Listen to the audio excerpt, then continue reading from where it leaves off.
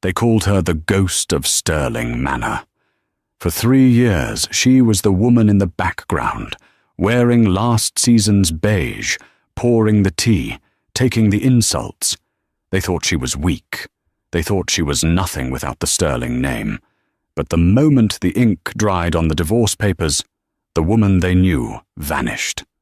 3 days later, the engines of a Gulfstream G700 screamed over the private airstrip at the Met Gala. When the doors opened, the press didn't just gasp. They went silent. Because the woman stepping onto the tarmac wasn't the rejected wife. She was the one who owned the plane, and she was here to burn their kingdom to the ground. The sound of the pen scratching against the paper was the loudest noise in the room. It was a rainy Tuesday in Manhattan, the kind of grey, soulless afternoon that makes the glass skyscrapers look like prison bars. In the conference room of Sterling & Kosa, on the 54th floor, the air conditioning was set to a freezing temperature, a deliberate tactic Liam Sterling used to unsettle his opponents. Today, however, his opponent was his wife, Nolan, and she didn't shiver. "Just sign on the dotted line, Nolan," Liam said, checking his Patek Philippe watch. He didn't even look at her. He was scrolling through emails on his phone, his thumb flicking impatiently. "I have a board meeting in 20 minutes. Let's not make this more pathetic than it needs to be." Nolan sat across from him, her hands folded in her lap. She was wearing a simple grey cardigan that had seen better days, and a skirt that hung loosely on her frame. Her dark hair was pulled back into a severe, unflattering bun. For 3 years this had been her uniform, invisible, modest, cheap. Beside Liam sat his mother, Eleanor Sterling. She was a woman made of Botox and malice, draped in a Chanel tweed suit that cost more than Nolan's entire childhood home. "Honestly, dear," Eleanor sneered, taking a sip of sparkling water. "Don't read the clauses. It's generous. Far more than a gold digger from Idaho deserves. You get the small apartment in Queens and a monthly stipend for a year. Take it and go before we change our minds." Nolan looked up. Her eyes, usually cast down in submission, were strangely clear today. "I don't want the apartment," she said softly. Liam finally looked up, a smirk playing on his lips. "Oh? Holding out for the penthouse?" "Nolan, we signed a prenup. You get what I give you. Don't try to play hardball. You don't have the leverage, and you certainly don't have the money for a lawyer who can beat mine." He gestured to the man beside him, Arthur Pendleton, the most vicious divorce attorney in New York. Arthur offered Nolan a pitying smile. "Mrs. Sterling, I advise you to sign. The offer expires when you leave this room." "I don't want the apartment," Nolan repeated, her voice steady, "and I don't want the stipend." The room went quiet. Liam frowned, confused. "Then what do you want?" Nolan reached into a tote bag, a frayed canvas thing that Eleanor had once called a grocery sack, and pulled out a single black pen. "I want a clean break. No alimony, no assets, no contact. I want my maiden name restored immediately, and I want a non-disclosure agreement stating that neither of us will discuss the marriage or the divorce for 5 years. Eleanor laughed, a harsh, barking sound. "She wants an NDA to protect her reputation? Oh, Liam, this is rich. She doesn't want anyone to know you dumped her." Liam chuckled, shaking his head. "Fine. If you want to leave with nothing, be my guest. It saves me $500,000. He signaled Arthur, "Draw up the waiver. She leaves with 0. It took 10 minutes for the paralegals to print the new addendum. During that time, Liam took a call from Sophia, his assistant, though everyone in New York knew she was much more than that. "Yes, baby," Liam whispered into the phone, not bothering to lower his voice. I'll be done soon. The trash is taking itself out. Book the table at Le Bernardin for 8 francs. Nolan heard every word. She didn't flinch. She simply stared at the mahogany table, tracing the grain of the wood with her eyes. She remembered the day she met Liam. She had been interning at a charity gala, wearing a borrowed dress. He had been charming then. He had told her he loved her simplicity, her grounding presence. It had taken her 6 months of marriage to realize he didn't want a partner. He wanted a prop. He wanted a mousy, obedient wife to make him look stable to the board of directors while he lived his bachelor fantasies on the side. The papers slid across the table. Termination of marriage between Liam Alexander Sterling and Nolan Marie Vance. Nolan picked up the pen. She didn't hesitate. She signed her name with a flourish that didn't match her timid appearance. Nolan Vance. "Done," she whispered. She stood up. The chair scraped against the floor. "Leave the ring," Liam said coldly, his eyes back on his phone. Nolan paused. She looked at her left hand. The diamond was a 3-carat oval, impressive to the naked eye. But Nolan knew the truth. It was a conflict diamond, purchased at a discount from a dealer in Antwerp who didn't ask questions. Liam was cheap where it mattered. She slid the ring off her finger. It felt heavy, like a shackle. She placed it gently on the table. "Goodbye, Liam," she said. Yeah. He waved a hand dismissively. "Close the door on your way out." Eleanor didn't even look up from her Vogue magazine. "Don't expect a reference for your next job, dear. We don't recommend failures." Nolan walked to the heavy oak doors. She placed her hand on the cold brass handle. For a second, she looked back at the husband who had neglected her, the mother-in-law who had tormented her, and the lawyer who had mocked her. If you only knew, she thought. She opened the door and walked out. As the latch clicked shut, silence returned to the boardroom. "Well," Eleanor sighed, snapping her magazine shut. "That was easier than I thought. I expected tears. Begging." "She knows her place," Liam said, pocketing the ring. "She's a nobody. She'll be back in Idaho working at a diner within a month. Now, let's focus on the gala. I need to announce the merger with Vanguard Tech this weekend. It's going to make me a billionaire twice over." "Make sure Sophia wears something appropriate," Eleanor warned. "She's the future Mrs. Sterling now." Liam smiled. "Don't worry, Mother. Sophia knows how to shine. Unlike Nolan." Nolan walked out of the Sterling skyscraper and into the pouring rain. She didn't have an umbrella. Usually, this would be the part where the tragic heroine cries, the rain masking her tears. But Nolan wasn't crying. As the cold water hit her face, washing away the cheap foundation she wore to make herself look paler and more tired than she actually was, she felt something else entirely. She felt lighter. She walked 2 blocks down Fifth Avenue, ignoring the honking taxis and the rushing pedestrians. She stopped in front of a black Lincoln Navigator, parked quietly in a loading zone. The moment she approached, the back door flew open. A man in a sharp suit stepped out, holding a large golf umbrella. He was older, with silver hair and eyes that held deep respect.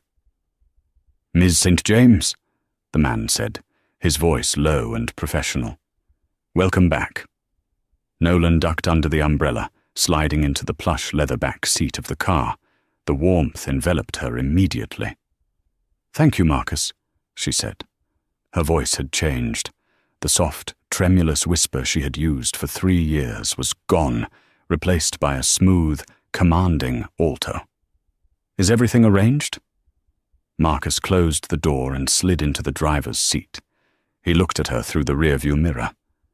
"The jet is fueled and waiting at Teterboro. The team is already on board. And your change of clothes is prepared." Nolan pulled the hair tie from her bun, shaking her head. Thick, lustrous waves of dark hair fell around her shoulders. She pulled a wet wipe from the console and scrubbed her face, removing the last traces of the Nolan Vance disguise. "How did it go?" Marcus asked as he pulled into traffic, maneuvering the heavy car with expert precision. "They signed," Nolan said, looking out the window at the building she had just left. "No alimony, no assets, and most importantly, an NDA preventing them from discussing the marriage."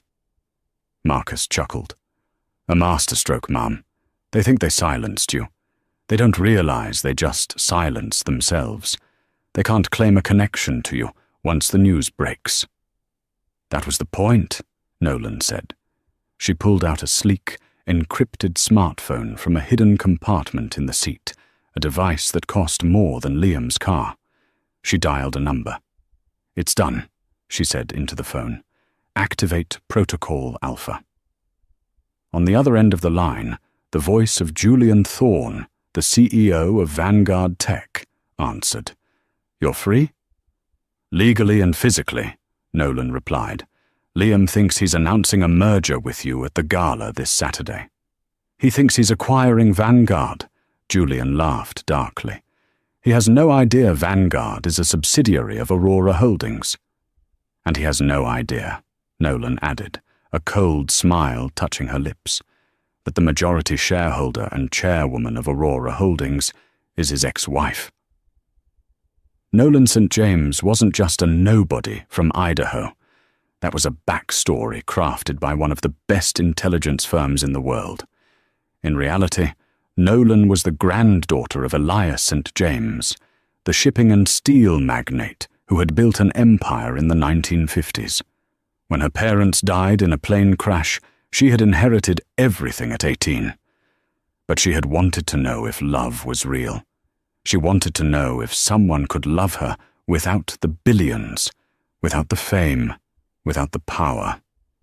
So she created Nolan Vance.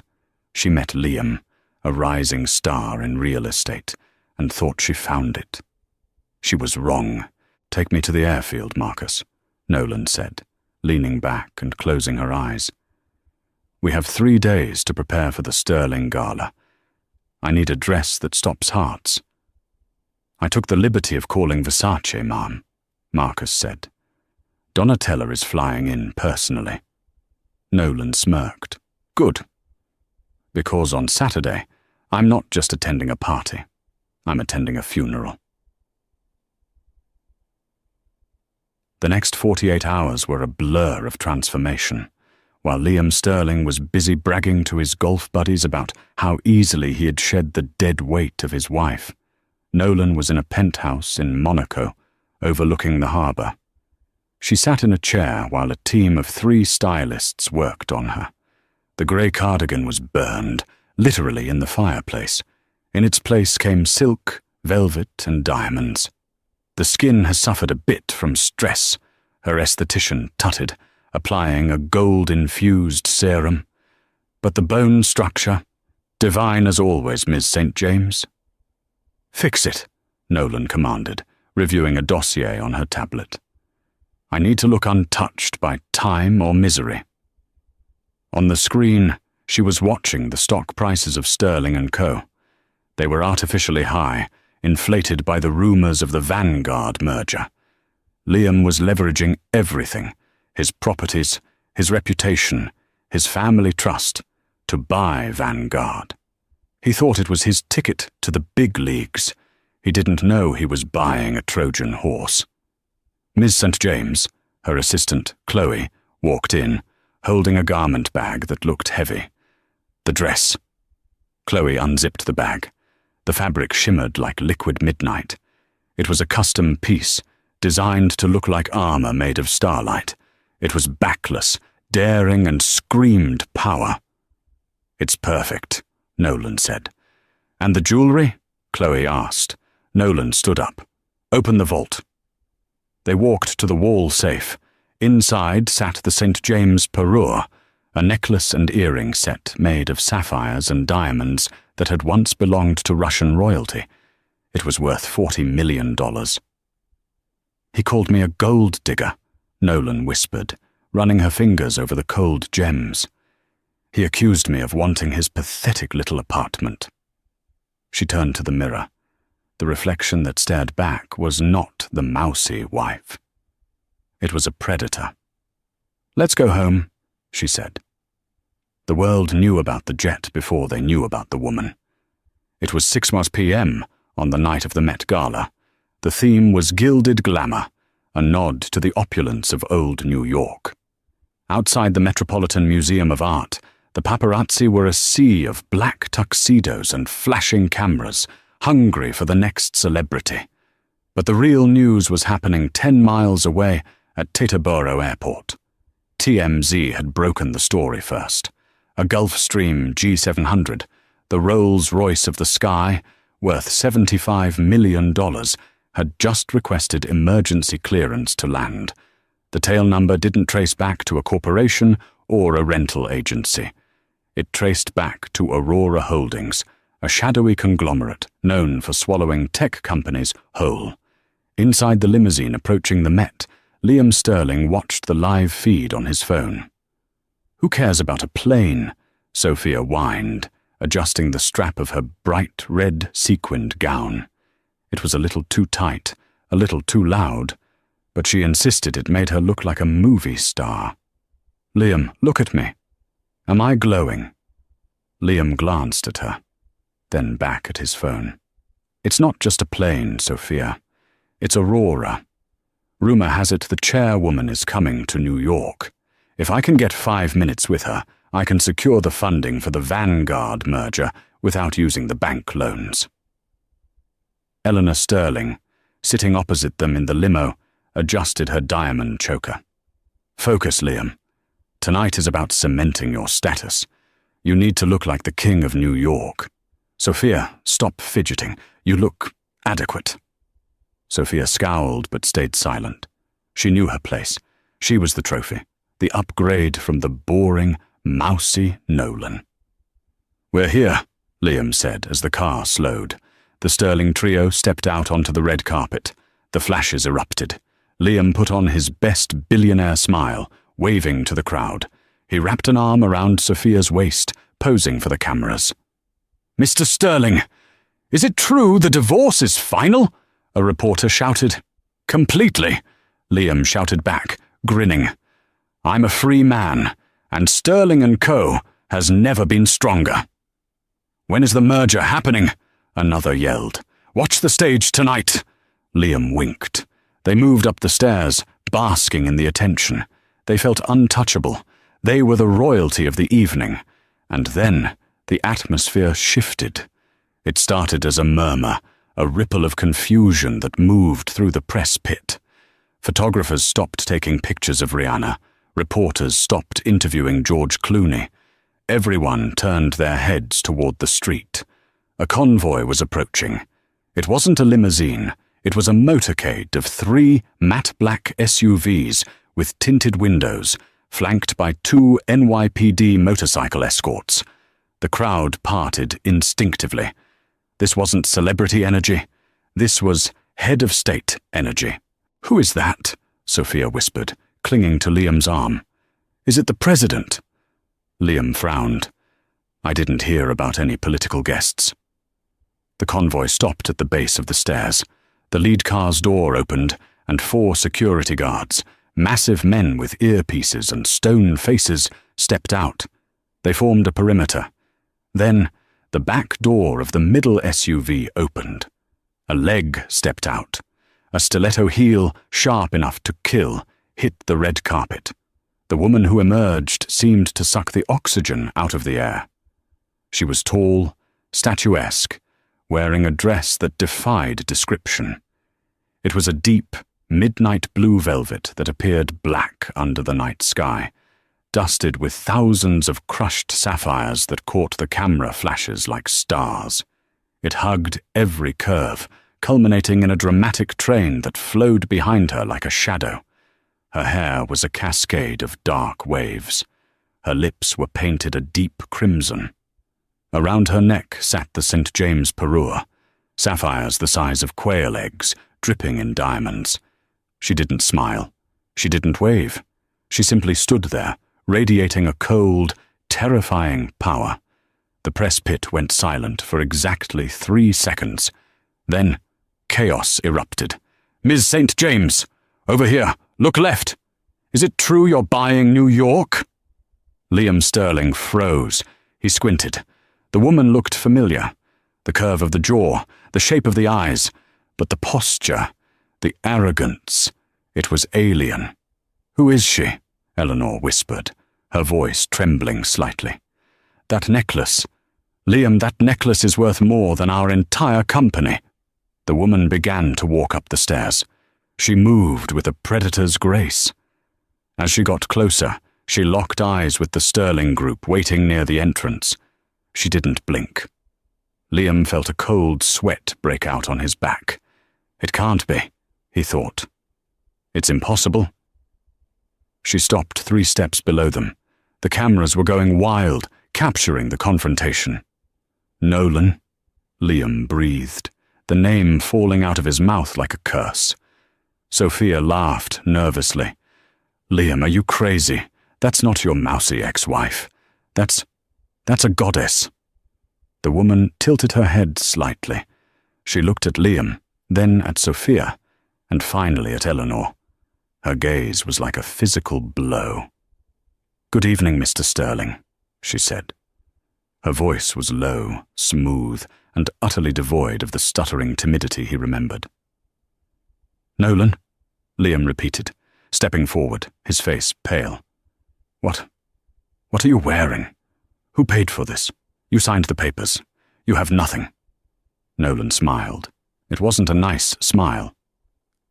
"I signed the papers to get rid of you, Liam, not my assets." "I don't understand," Eleanor stammered, clutching her pearls. "You're a nobody. You're from Idaho." "I was born in Zurich," Nolan corrected calmly. "And I spent my summers in Idaho because my grandfather liked the fishing. He found it grounding."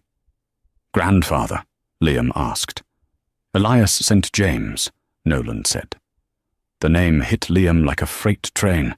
Elias St. James, the shipping magnate, the man who practically built the Atlantic trade routes, one of the wealthiest men of the 20th century. You're the heiress," Liam whispered. His knees felt weak. "I am the chairwoman," Nolan corrected. She stepped up the final stairs, towering over Sophia. She didn't even look at the mistress. She just brushed past her, the train of her dress sweeping over Sophia's feet. "Excuse me," Nolan said, not waiting for them to move. "I have a merger to discuss." She walked into the museum, leaving the Sterlings standing on the red carpet, open-mouthed, while the world's press captured the moment their empire began to crumble. The grand hall of the Met was a kaleidoscope of gold and flowers. Waiters circulated with trays of caviar and champagne. The air buzzed with gossip. The only topic of conversation was the mysterious woman in the midnight dress. Liam, Eleanor, and Sophia huddled in a corner near the bar. Liam was downing his 3rd scotch. "It's a lie," Eleanor hissed, though her face was grey. "She's lying. She hired an actor. She rented the jewellery. It's a prank to embarrass us." "She arrived in the Aurora jet, Mother," Liam snapped, losing his composure. "I checked the registry.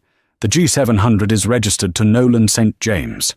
I was married to a billionaire for 3 years, and I treated her like a maid." Sophia looked terrified. "Does this mean she's going to sue us?" "Worse," Liam said, watching the crowd part as Nolan walked through the room. "She's going to ruin us." He watched her. She was speaking with the mayor of New York. The mayor was laughing, nodding deferentially. Next, she moved to Julian Thorne, the CEO of Vanguard Tech, the company Liam was desperate to acquire. Julian greeted her with a bow, a literal bow. "I have to stop this," Liam said. He straightened his tie. "I have the leverage. I'm the CEO of Sterling & Co. Business is business. If she's really St. James, She'll respect a deal. He marched across the room, pushing past a supermodel and a duke. He approached the circle where Nolan and Julian stood. "Nolan," Liam said, putting on his boardroom voice. "We need to talk, privately." Nolan turned slowly. She held a crystal flute of water. "I have nothing to say to you, Liam. My lawyer handled everything on Tuesday. Remember? You wanted a clean break." "Cut the act," Liam hissed, lowering his voice. "You played me. That's fraud. You pretended to be poor." "I never said I was poor," Nolan replied coolly. "I said I lived simply. You assumed the rest because you're an arrogant snob who judges people by their labels. I wanted to see if you loved me. You failed that test spectacularly." "Fine," Liam spat. "The marriage was a sham. Whatever. But business is real. I'm announcing the merger with Vanguard tonight. Julian has agreed in principle. Don't let your personal feelings mess up a billion-dollar deal, Nolan. It's bad for the shareholders." Julian Thorne cleared his throat. He was a tall man with a sharp beard and eyes that twinkled with amusement. "Actually, Liam, about that." The music died down. The lights dimmed. A spotlight hit the main stage. The event host, Anna Wintour, stepped up to the microphone. "Ladies and gentlemen," she said, "welcome. Before dinner is served, we have a special announcement regarding the future of New York's tech landscape. Please welcome the CEO of Vanguard Tech, Mr. Julian Thorne." "That's my cue." Liam grinned nervously. "He's going to call me up. Watch and learn, Nolan. You might have money, but I have the deal." Liam started walking toward the stage, expecting to be beckoned. Julian walked up to the podium. "Thank you," he said. "For months, there have been rumors about the future of Vanguard. We have been in talks with Sterling and Co. regarding an acquisition." Liam stopped near the stage, buttoning his jacket, ready to wave. "However," Julian continued, his voice echoing through the massive hall, "Vanguard values integrity, transparency, and long-term vision. Qualities we found lacking in our potential partners." Liam froze. The smile dropped from his face. "Therefore," Julian said, "I am pleased to announce that Vanguard has not been sold. Instead, Vanguard has acquired a new parent company. We have officially joined the Aurora Holdings portfolio." A gasp went through the crowd. "And," Julian gestured to the floor, "I would like to invite the chairwoman of Aurora Holdings to say a few words, the woman who made this possible, Ms. Nolan St. James." The spotlight swung wildly, searching the room until it landed on Nolan. She didn't look surprised. She handed her glass to a waiter and walked toward the stage. The applause started slowly, then built into a thunderous roar as people realized the drama unfolding. She walked past Liam. She didn't stop. She didn't look at him. She walked up the stairs, took the microphone from Julian, and stood alone in the center of the light. "Thank you, Julian," she said. Her voice was magnified, crisp and clear. "3 days ago," she began, looking out at the sea of faces, "I sat in a boardroom not far from here. I was told that I had no value. I was told that I should take a small settlement and disappear. I was told that power belongs only to those who shout the loudest." The room was deadly silent. Eleanor Sterling was hiding her face behind a napkin. Sophia was scrolling frantically through her phone, likely looking for a flight out of the country. "But true power isn't about shouting," Nolan continued. "It's about patience. Mr. Sterling."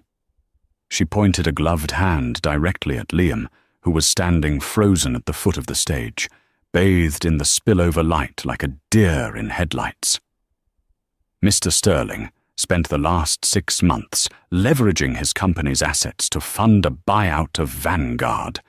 He put up his real estate, his intellectual property, and his personal stock as collateral for high-interest loans. She paused for effect. When Vanguard rejected his offer 5 minutes ago, those loans went into default. The clauses in his contracts state that in the event of a failed merger, the debt can be called immediately. She smiled, a small, terrifying curve of her lips. My company, Aurora Holdings, bought that debt this morning. All of it. The crowd gasped. The financial reporters in the room were typing furiously on their phones. Which means, Nolan said softly, I don't just own Vanguard. As of 8 p.m. tonight, I own Sterling & Co. She leaned into the microphone. Liam, you're fired. The silence in the Met was shattered by the sound of a glass breaking. Liam had dropped his scotch. For a moment, he couldn't move. The words, "You're fired," echoed around the cavernous hall, bouncing off the Egyptian artifacts and the vaulted ceilings. It felt like a physical slap, harder than any he had ever delivered to Nolan's self-esteem. Then, the denial set in. You can't do that, Liam screamed, his face turning a mottled shade of crimson. He lunged toward the stage, scrambling up the first 2 steps. Security! Get her off the stage! She's crazy! This is slander! 2 large men in black suits intercepted him before he could reach the podium. They weren't museum security. They wore silver lapel pins with the Aurora Holdings crest. Mr. Sterling, one of them said, his voice like grinding gravel. You are causing a disturbance. We have instructions to escort you off the premises. Get your hands off me, Liam thrashed, his tuxedo jacket ripping at the shoulder. I am Liam Sterling. I own this city. Nolan, tell them it's a joke. On stage, Nolan didn't flinch. She looked down at him with an expression of mild boredom, the way one looks at a bug that has flown into a glass of wine. You were Liam Sterling, the CAO, Nolan said into the microphone, her voice cool and amplified. Now, you are Liam Sterling, the liability.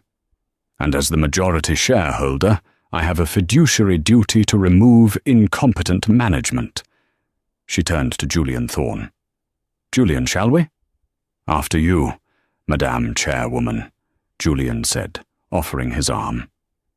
They walked off the stage, descending the stairs on the opposite side, away from the screaming Liam.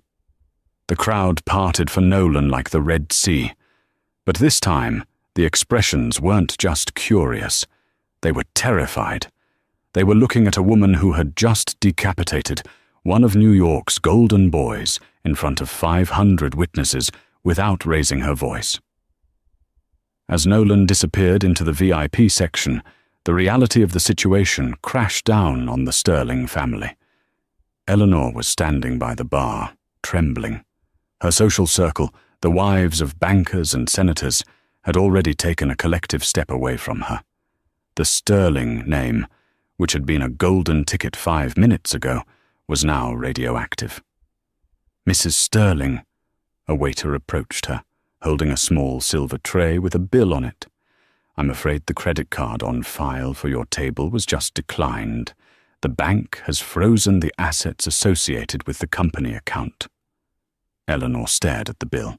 It was for $12,000 of vintage champagne. Declined, she whispered. Do you know who I am? I know who you were, the waiter said, his face impassive. Meanwhile, near the exit, Sophia was frantically typing on her phone. She was trying to call an Uber, but the app was glitching. She looked up and saw Liam being dragged toward the door by security. Sophia! Liam yelled, spotting her. Sophia, call my lawyer! Call Arthur! Sophia looked at Liam, sweaty, red-faced, his jacket torn, humiliatingly powerless. Then she looked at the exit where the paparazzi were waiting like sharks.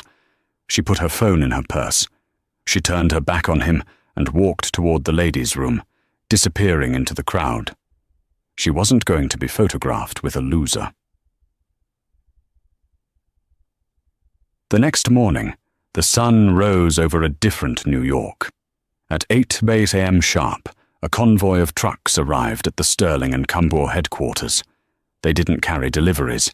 They carried forensic accountants and security teams from Aurora Holdings. Nolan walked into the lobby. She was wearing a white power suit, sharp and pristine.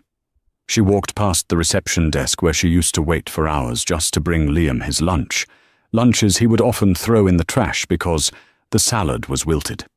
The receptionist, a young woman named Jessica, who had always been kind to Nolan, looked up in shock. "Good morning, Jessica," Nolan said, smiling warmly. "You can keep your job. In fact, you're getting a raise. But I need you to clear the executive floor. Immediately." "Yes, Miss St. James. Right away," Jessica stammered, hitting the intercom. Nolan took the elevator to the 54th floor. The doors opened to the same hallway she had walked down on Tuesday as a rejected wife. Liam was there. He had slept in his office.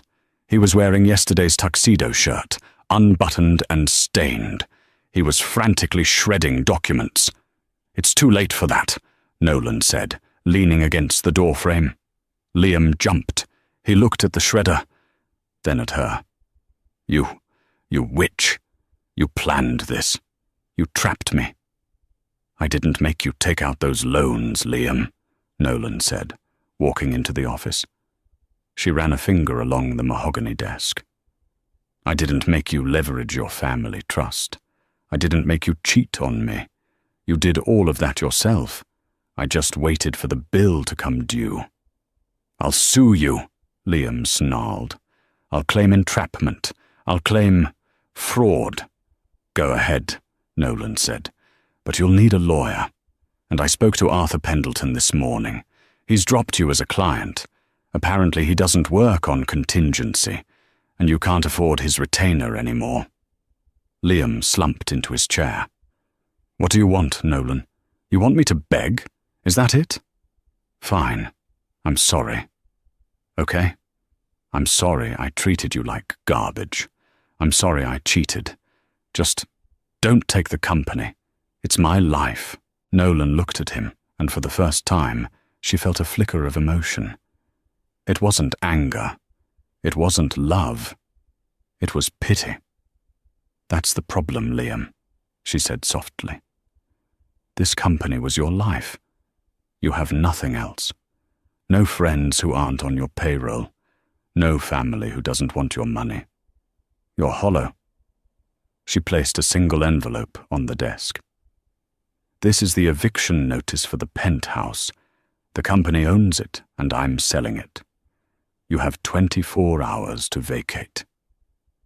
"Where am I supposed to go?" Liam whispered, his voice cracking. Nolan turned to leave. She paused at the door, looking back one last time. "I hear there's a small apartment in Queens available, and maybe, if you're lucky, you can get a monthly stipend. For a year." She closed the door. 2 weeks later. The scandal had dominated the news cycle for days, but the world moves fast. Sterling and Cumber was being dismantled and absorbed into the Aurora Empire. The ghost of Sterling Manor was now the Queen of Wall Street. Nolan was staying at her grandfather's old estate in the Hamptons, a sprawling oceanfront property that she had avoided for years because it brought back too many memories. Now, she was filling it with new ones. She sat on the veranda, drinking tea and reading a book. The ocean breeze was cool, but the sun was warm. "Ms. St. James?" Marcus appeared at the glass door. "You have a visitor at the gate. She says it's urgent." Nolan didn't look up. "If it's a reporter, tell them I'm busy." "It's not a reporter," Marcus said. "It's Eleanor Sterling." Nolan paused. She closed her book. "Let her in." 10 minutes later, Eleanor was escorted onto the veranda. The transformation was shocking. The Chanel suits were gone, replaced by a simple, off-the-rack dress. Her hair was pulled back, but the expensive dye job was fading. She looked older, smaller. She stood awkwardly near the railing, clutching her purse. "Nolan," Eleanor said, Her voice lacked its usual venom. It sounded brittle. "Eleanor." Nolan nodded, gesturing to a chair. "Sit." Eleanor sat down, gingerly. She looked out at the ocean. "It's beautiful here. I always knew the St. James family had taste, but I didn't know it was you." "What do you want, Eleanor?" Nolan asked, cutting through the pleasantries. Eleanor took a deep breath. Tears welled up in her eyes. Real tears this time. "Liam is. He's in a bad way, Nolan. He's drinking. Sophia left him the night of the gala. He's living in a motel in Jersey. He won't talk to me." "I'm sorry to hear that," Nolan said, though her tone remained neutral. "I know we were difficult," Eleanor continued, her hands twisting her purse strap. "I know I was cruel to you. I thought you were just another girl trying to steal my son's money. I was trying to protect him." "You weren't protecting him," Nolan said sharply. "You were enabling him. You taught him that people are disposable. You taught him that status matters more than character." Eleanor flinched. "I know, and I've paid for it. The banks took the house. They took the cars. I'm staying with my sister in Ohio. I have nothing left." She looked up at Nolan, her eyes desperate. "I'm not asking for the company back. I know that's gone. But, please, is there anything you can do? Just a small settlement?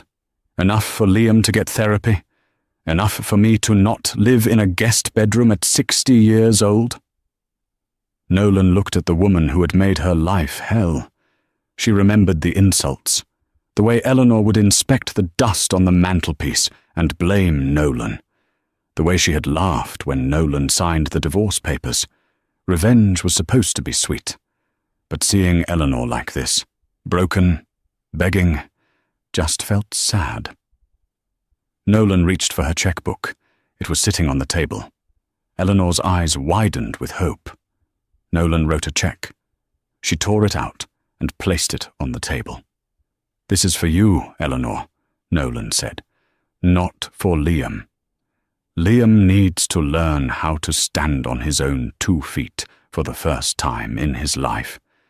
If you give him a penny of this, I will know, and I will sue to get it back." Eleanor picked up the check. She looked at the amount. Her hand flew to her mouth. It was for $500,000.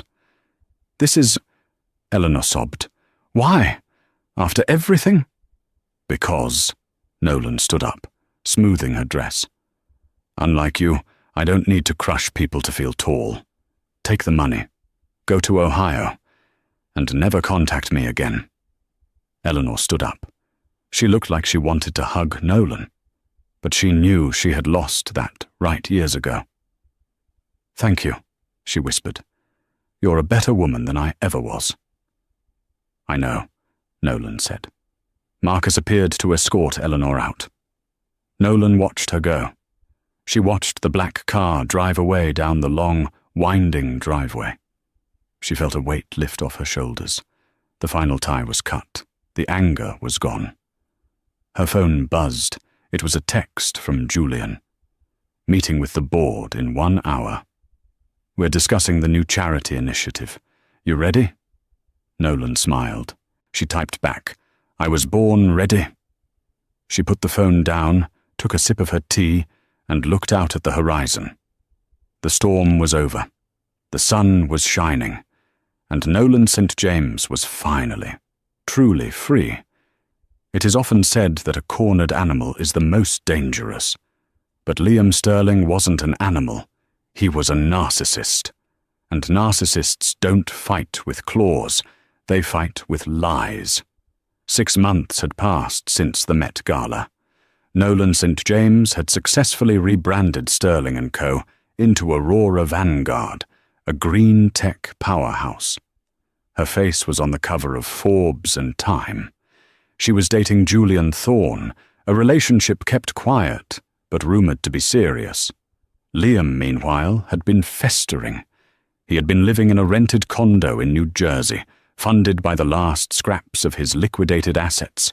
He spent his days watching Nolan's success on TV and his nights drinking cheap vodka. The humiliation had curdled into a singular, obsessive need for revenge. He found his weapon in the form of Barry Glickman, a sleazy literary agent known for publishing tell-all books that ruined reputations. The news broke on a Monday morning. Page 6 ran the headline, "Sterling Speaks, the Secret Diaries of the Billionaire's Ex." Liam was releasing a memoir.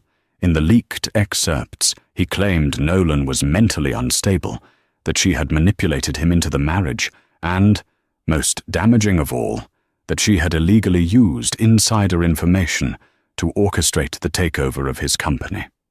It was a pack of lies, but in the court of public opinion, the truth often matters less than the scandal.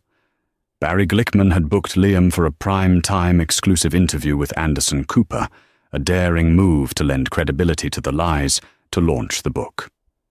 Nolan was in her office in Manhattan when the news hit. Julian was pacing the floor. "We have to file an injunction," Julian said, his jaw tight. "If he goes on air and accuses you of insider trading, the SEC will have to investigate. Even if you're innocent, the stock price will tank. It's what he wants." Nolan sat behind her desk, staring at the photo of Liam in the newspaper. He looked gaunt, desperate, but his eyes held a manic gleam. "An injunction makes me look guilty," Nolan said calmly. "It looks like I'm trying to hide something." "So what do we do?" Julian asked. "Let him lie to millions of people?" Nolan tapped her pen against the desk. "No, we don't stop him. We let him talk, but we make sure he doesn't have the last word." Her intercom buzzed. "Ms. St. James, there is a woman in the lobby. She doesn't have an appointment, but she says she has something you need to see regarding Liam. She says her name is Sophia." Julian stopped pacing. "Sophia? The mistress?" Nolan's eyes narrowed. "Send her up." Sophia looked nothing like the girl in the red sequined dress. She wore jeans and a heavy coat. Her face was scrubbed clean of makeup, revealing dark circles under her eyes. She looked young, scared, and tired. When she walked into the office, she hesitated, looking at Julian and then at Nolan. "I didn't think you'd see me," Sophia whispered. "I'm curious," Nolan said, remaining seated. "Why are you here? Last I saw, you were running out of the Met Gala to avoid the blast radius." Sophia flinched. "I left him that night. But I went back a week later. I didn't have anywhere to go. He promised he'd change. He said we could rebuild." She let out a bitter laugh. "He didn't change. He got worse. He started blaming me for everything. And when he started writing this book, he made me type it. He dictated the lies, and I typed them." "And?" Nolan asked. Sophia reached into her bag and pulled out a flash drive. "He's not just lying about you, Nolan. He's lying about the money." Nolan raised an eyebrow. "What money?" "The insider trading accusation," Sophia explained quickly. "He's projecting. When he was CEO, Liam was funneling company money into offshore accounts in the Cayman Islands. He called it consulting fees. He hid it from the auditors, and he hid it from you. He's planning to use that money to flee the country after the book launch." Sophia placed the drive on the desk. "This contains the ledgers, the account numbers, the wire transfers. It's all there. Millions of dollars stolen from the shareholders." Nolan looked at the drive, then at Sophia. "Why give this to me? You could have blackmailed him." Sophia looked down, tears forming in her eyes. "Because I'm pregnant, and I don't want my child to have a father who is a criminal, and because you were the only one who told him the truth that night. You called him hollow. You were right." Nolan stood up. She walked around the desk. For a moment, Sophia braced herself, expecting a slap or an insult. Instead, Nolan placed a hand on Sophia's shoulder. You did the right thing, Nolan said softly. Julian, call the FBI and call the producers of the show. Tell them I'll be joining the interview. The night of the interview, the studio in Hudson Yards was electric with tension. Liam sat in the makeup chair, preening. He felt like a king again. He had a suit provided by the publisher, and he had practiced his sad, victimized face in the mirror for hours. 5 minutes to air, Mr. Sterling, a producer called out. Liam walked onto the set. The lights blinded him. He sat opposite the host, adjusting his tie. We're live in 3, 2... The interview began exactly as Liam had scripted it. He played the heartbroken husband perfectly. I loved her, Liam said, wiping a fake tear. I gave her everything, and she was plotting against me the whole time. She used my family's trust to destroy me. It was a hostile takeover from the inside. The host nodded gravely. And you claim in your book that she used illegal methods. Absolutely, Liam said, leaning forward. Insider trading, market manipulation. She's not a genius, Anderson. She's a criminal. That is a serious accusation, the host said. Which is why, in the interest of fairness, we have invited Ms. St. James to respond. Liam froze. His smile faltered. What? She's not here. Actually, the host gestured to the side of the stage. She is. Nolan walked out. She wasn't wearing a gown this time. She wore a sharp, navy blue suit that screamed authority. The audience gasped. Liam looked like he wanted to vomit. Nolan sat in the chair next to Liam. She didn't look at him. She looked directly at the camera. Ms. St. James, the host said, your ex-husband claims you stole his company. I bought his debt, Nolan corrected calmly. There is a difference. He claims you committed fraud. That is interesting, Nolan said, reaching into her blazer pocket. She pulled out the flash drive. Because I have evidence of fraud right here. But it's not mine. Liam's eyes darted to the drive. He recognized it. It was his backup drive, the one he kept in the safe at the condo. Where did you get that? Liam whispered, his voice cracking on the live microphone. This drive, Nolan continued, ignoring him, contains records of $12 million embezzled from Sterling & Co. over the last 3 years, money wired to shell companies controlled by Liam Sterling. The studio went dead silent. That's a lie! Liam shouted, standing up. She stole that. That's privileged information. It's evidence of a felony, Nolan said, her voice turning to steel. And since Aurora Holdings now owns the company you stole from, I have authorized a full forensic audit. The FBI is currently executing a search warrant at your condo in New Jersey. Liam's face drained of color. He looked at the wings of the stage. 2 federal agents were standing there, waiting. You can't do this, Liam stammered. This is a setup. No, Liam, Nolan said, finally turning to face him. Her eyes were cold, hard, and final. This is the consequences of your own actions. You wanted the spotlight? You have it. She turned back to the host. I think this interview is over. Liam tried to run. It was a pathetic attempt.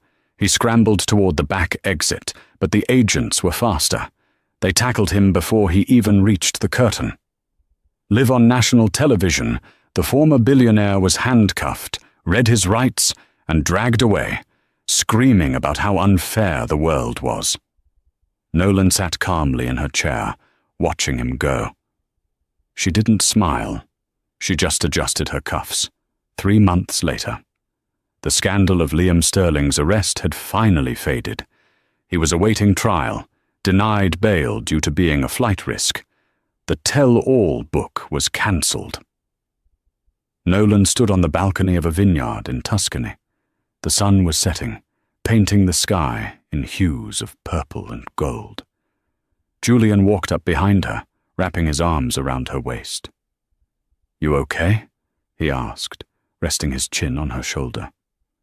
I am, Nolan said, leaning back into him. I was just thinking. About him? No, Nolan smiled. About us. About the future. Speaking of the future, Julian said, reaching into his pocket, I have a merger proposal I'd like to discuss. Nolan turned around.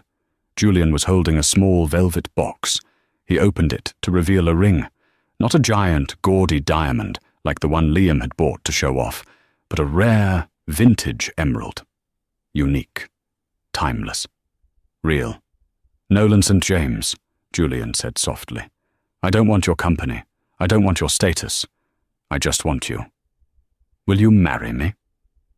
Nolan looked at the man who had stood by her when she was plotting revenge, and who stood by her now that she had found peace. Yes, she whispered. I will.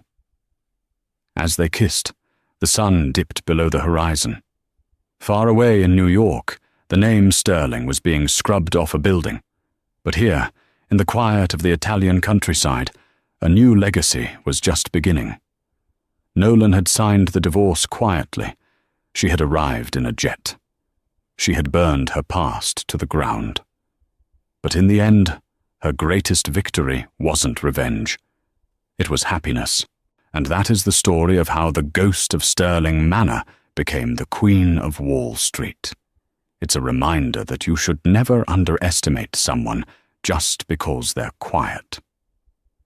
Silence isn't always weakness. Sometimes it's just the calm before the storm. What did you think of Nolan's revenge? Did she go too far, or did Liam and Eleanor get exactly what they deserved? And honestly, would you have given Eleanor that check at the end? Let me know in the comments below. I read every single one. If you enjoyed this story of justice and twists, please smash that like button. It really helps the channel grow. And don't forget to subscribe and hit the notification bell so you never miss the next drama. We have a crazy story coming up next week about a cheating husband who realized too late that his wife was the daughter of a mafia boss. You don't want to miss it. Thanks for watching.